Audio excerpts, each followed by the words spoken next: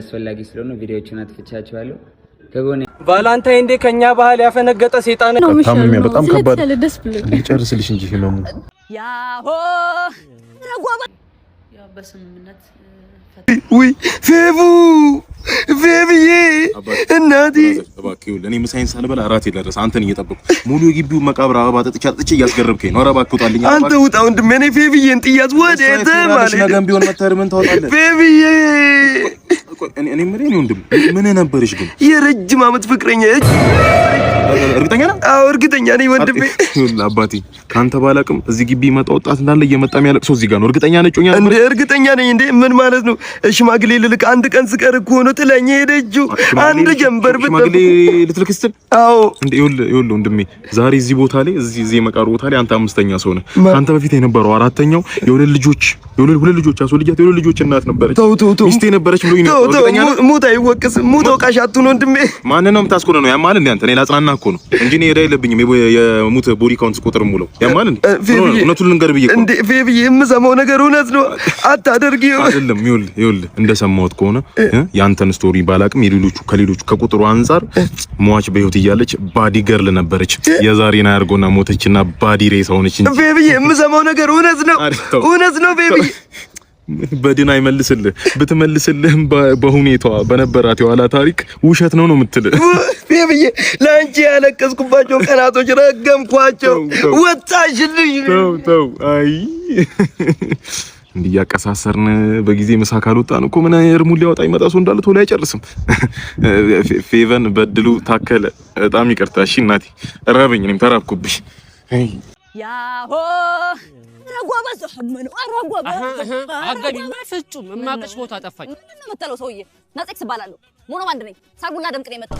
ረጓባ ዘሐመኑ ዞር በይ። ማላቀሽ መሰለሽ እንዴ? ባለፉን አልረሱትም ፊልተር ጣለዋል። ሂጂ ሰፈርተኛው ላበላሽሽ ነው። ይሄ ሱፍ ለማግኘት እንዴት እንደሆንኩ ነው የሚማቀው። ሰርግ ለመግባት ደግሞ እየሞከርኩ ነው። ምግቡን ለማግኘት እየሞከርኩ ነው። ከገባ ጭራሽ ምራቅ አገቢያት ሞቼ ነው ቆሜ እርምጃ እንደውስ ለምን እንደምትገፋፋኝ ያዛትሽ ምስኪናት።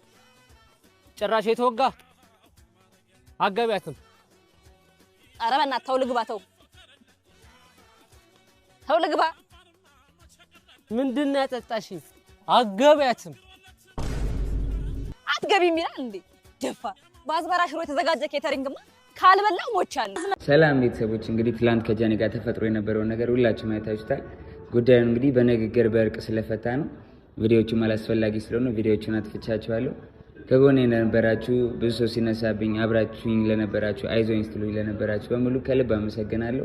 ሁልጊዜም እንደምለው ጆን ዳንኤል አይቆምም፣ ጆን ዳንኤል ይቀጥላል። እወዳችኋለሁ ቤተሰቦቼ፣ እንቀጥላለን። ስንት ነው? እኔንም ከፍለው። ቴንኪው አመሰግናለሁ። ግን ስልክሽን እንዴ? እኔ እኮ ባለ ትዳርና የሁለት ልጆች እናት ነኝ። ምን ታረጋይ? እሺ መጣውልሽ። ዛሬ አለቀሽም የመጣው ቢመጣ ጌም ኦቨር። እንዴ ምንድነው አባ? እኔ የልጆቹ እንጀራ አባት ነኝ እንዴ? እችላለሁ። እኔ ሁሌም እችላለሁ። እኔ ቫላንታይን ዴ ከኛ ባህል ያፈነገጠ ሰይጣናዊ ቀን ነው። የሲንግሎች ቀን ይከበርልን። በየቦታውና በየአካባቢው የሚሳሳሙና የሚተቃቀፉ ፍቅረኛሞች እንቃወማለን። የሲንግሎች መብት ይከበርልን።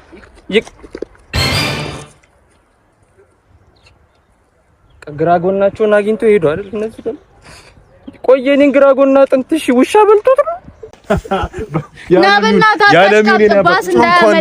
ሰው እኮ ቢያመሽ ቢጨፈር ቢዝናና ሚስቱን በመኪና ሊወስድ ነው። እንደርሳለና በባስ ቢሆን ኧረ በእናትህ ያመልጠናል። እኔ በእናትህ እንደዚህ አይነት ቦታ ይዘኸኝ አትምጣ። እንደዚህ አይነት ቦታ ስመጣ ምን አይነት እከካም ቅንቅናም ባል እንዳገባው ፎካታም ባል እንዳገባው ነው ትዝ የሚለኝ። ሰምተኸኛል አይደል? አይተሃል ግን ለቤተሰቡ የሰጠውን ለእናትና ለአባቷ 20 ግራም፣ ለሁለት እህቶቿ 15 ግራም፣ ለወንድሟ ስታሪክስ መኪና እየዞረ ትራቨል ለነገሩ እንትን ምን ታረግ በነፃ ነው ያገኘ። የንቀት እኮ ቢያንስ ሽማግሌ እንኳን አላክም ለቤተሰቦች። እኔ ብትንገር የተሻለ ነገር ባገኝ ትቼ እንደምትሻለ ነገር እንዴት እንደምታወሩ አደ በረዬ ወደው ሰላም አለለ። ኧረ ሰላም ነው ፓፓ ዊስኪው ሰራልን። ዊስኪው ገዛኸኝ። ምን አይነት ድግስ እንደደገስ አልገባም። ገብተህ ጠጣ። እሺ በጣም ደስ አለሽ አይደል? ባለንጀራዬ ፊት ለፊት አወርሽ አባወራውን አንሳፈፈችው አበረረችው ተባለ። ደስ ይበልሽ። በጣም ጀግና ሚስት ነሽ አንቺ። ማን ሆነሽ ነው ቤተሰቦችን ከሌላ ቤተሰብ ጋር የምታወዳደሪ? እናንተ ጋንታ አይደላችሁ እንዴ? እሱ ለአንድ ወንድሙ አስታሪክ ሰጠ። ለ12 ወንድሞችሽ መኪና ልግዛኔ ለ2 እህቶቹ 20 ግራም ወርቅ ሰጠ። ለ7 እህቶችሽ 20 ግራም ወርቅ ልስጥ? በምን አባቴ ከየት አምጥቼ? የቤተሰብ ምጣኔ የማታውቁ አባት ማይም እናት ማይም። እናንተ እኮ ከቤት ስትወጡ ከስብሰባ አዳራሽ እንደመለቀቅ ነው ቤታችሁ ኩይሳ። እናንተ ደግሞ ጉንዳኖች ምን ቤተሰብ አለቀ እንጂ አይደለ? እድልሽን ትሞክሪያለሽ አይደል? ባይፋቅ ፋቅ እያደረግሽው አንቺ ቅንቅና ግድ የለም።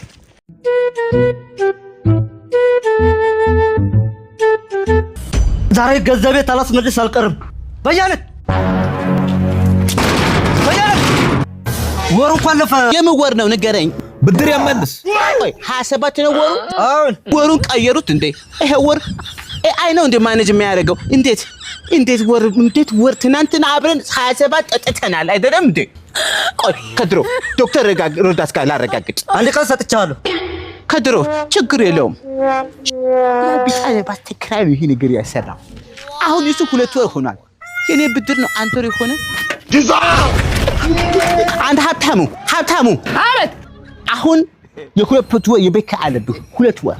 ኧረ እኔ ገና 15 ቀን አልሞላኝም ከገባው 27 አይደለም እንደ ዛሬ አልሰማም። እኔ አልከፍልም። አንተ ከመጣ ጀምሮ ነው ቀኑ እንደዚህ የተለጠጠ ነው። ይሄ ወር ሲጀመር በጣም ነው የፈጠነው።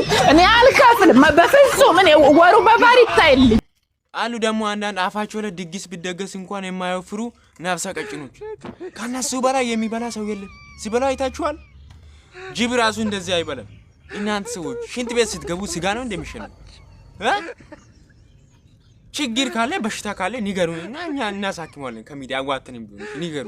ምንድነው ችግራችሁ? ለቀጭኖች አደርሱልኝ ይሄን ቪዲዮ። አራራራ አተ ኑ አንተ ደግሞ ጭራሽ ዩኒፎርም አለበስክም። ምን አገባህ? ችን ጥያቄ ሳትመልስ የምትገባ መስሏል እያንዳንድ። አንተ አቤት የሎ ምንድነው የሎ ባናና አራራራ እንደው ምን አይነት ወራዳ እንትን ነው ያለ። አተኛውስ አጠይቀው ደግሞ የኔ ማይም ይመልሳል። ሮዝ ምንድነው? እሺ አንተኛ ሞዲስ ማይም 2 ማይም እንደው የደደ መጠራቀም ያመጫቸው ነገር። አንተኛው እሺ ብላክ ምንድነው? ቤንዝ ያው ቀላል የሚባል መማር አይደለም። ከዛሬ ነገ ነግሬሻለሁ። በጣም ከባድ ሊጨርስልሽ እንጂ ህመሙ ተው፣ ችግር የለውም። ዋናው መሻል ነው። ታውቃለህ ነገ ቫላንታይን ነው። ዛሬ የሜላት ፍቅረኛ ለዋዜማ ብሎ የ35000 ብር አበባ ይልክላት መሰለህ። ለዋዜማ ብሎ የ35000 ብር አበባ። እሱ ይገርምሃል እንዴ! ነገ ለዕለት ባለ 5 ኮከብ ሆቴል አዘግቶ አንድ ላይ ወደ 500,000 ብር አልወጣም ብላ 500,000 ብር ለቫላንታይን። አዎ ምን የጋኔልን ስራ ለማስፈጸም 500,000 ብር ምናምን ነው ነው። ቫላንታይን ባህላችን አይደል? ምንድነው እንደዛ ብሎ ነገር የለም። ያለፉትን 2 አመታት ምክንያት አብዝታ ምሬሃለሁ።